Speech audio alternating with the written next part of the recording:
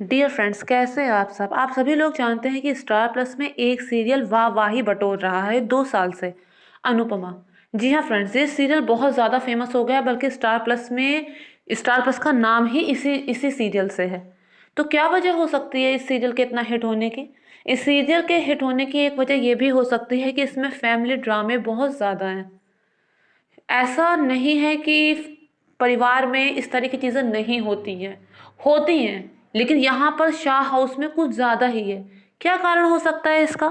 Friends, ऐसा कहा जाता है, पुरानी मान्यता भी है और आज भी ये बात बिल्कुल नहीं बदली है, कि जिस घर को औरतें चलाती हैं जेंट्स के होते हुए, जिस घर की मुखिया औरतें होती हैं, वो घर ठीक नहीं माने जाते। और सा हाउस ऐसा ही एक घर है।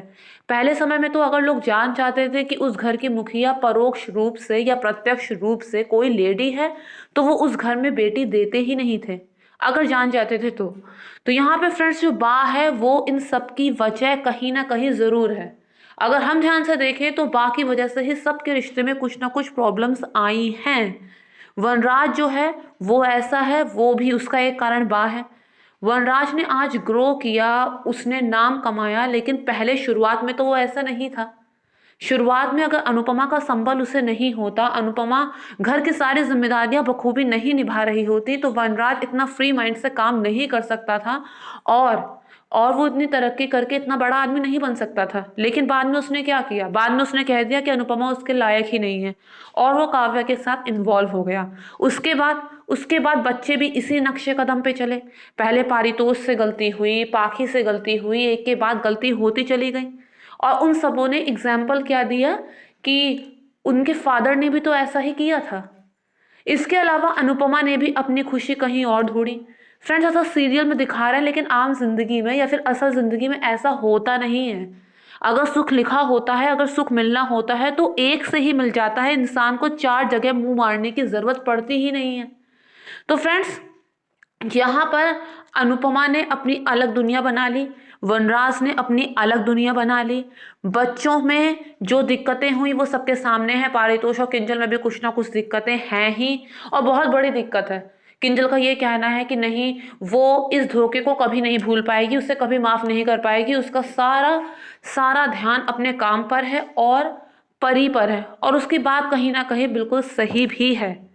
फ्रेंड्स, बात जो होती हैं वो प्रॉब्लम्स को बहुत ज़्यादा बढ़ाती हैं। उनका बोलने का ढंग, उनका मिर्च मसाला ऐड करना, उनका लड़ाइयाँ कराना, ये सब चीज़ें कहीं ना कहीं जिम्मेदार हैं इतनी प्रॉब्लम्स के होने के। दूसरी बात फ्रेंड्स, यहाँ पर बाबूजी गलत नहीं है, यहाँ पर बाबूजी गलत नहीं है। उन्होंने पितामह की भूमिका निभाई है। वो जानते हैं सही क्या है गलत क्या है, लेकिन सत्ता उनके हाथ में नहीं है, वो एक्शन नहीं ले पाते। लेकिन फ्रेंड्स, आम तौर पे लोग पितामह की तरह नहीं होते। आम तौर पे लोग होते हैं धृतराष्ट्र की तरह, जिनके लिए सही गलत न्याय अन्याय कोई मायने नहीं रखता। वो नाटक तो कर सकते हैं न्याय अन्याय का, वो नाटक तो कर सकते हैं सही और गलत में फर्क करने का, लेकिन वो कर नहीं सकते, क्योंकि उनके लिए उनकी आंखें कान सब कुछ उनके अपने हैं। वो चाहे गलत करे चाहे सही करे, उनमें इतनी हिम्मत ही नहीं है, उनमें इतना साहस ही नहीं है, ना ही वो करना चाहते हैं उसका विरोध। तो फ्रेंड्स, ऐसी जगह बोलने से कोई लाभ भी नहीं है, जहां अंधेर नगरी चौपट राजा, टके शेर भाजो टके शेर खाजा, जहां पे कोई अर्थ ही नहीं है, कोई सुनने वाला ही नहीं है सही गलत, जहां पे कोई फर्क ही नहीं है, वहां बोलने से लाभ ही क्या है। यही बात बाबूजी अनुपमा को समझाते हैं कि ये लोग जैसे हैं वैसे ही रहेंगे, तुम अपना देखो। तो फ्रेंड्स, अगर आपको मेरा वीडियो जरा भी पसंद आया तो मेक श्योर मेरे चैनल को सब्सक्राइब, वीडियो को लाइक और शेयर कीजिए। Thank you friends, thank you so much.